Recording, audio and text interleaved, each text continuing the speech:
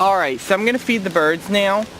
There was only a little bit of popcorn left from yesterday, so it didn't get eaten, even though I put out the food at like 9 a.m. And I took care of some of the remaining scraps that were out here at the end of the night, because nobody would eat the food. There wasn't a single bird here.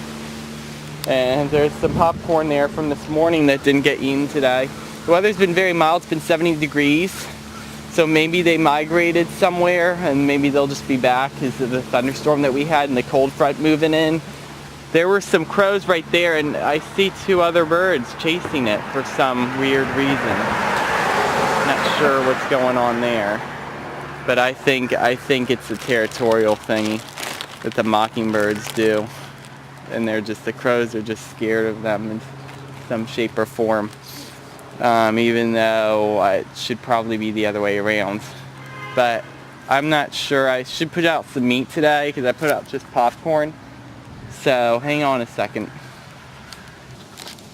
So I've got some spaghetti right there, and I've also got some Reese's, or some peanut M&Ms right there rather. And I've got French fries. So that's all I'm going to put because it's kind of getting late, so here we go.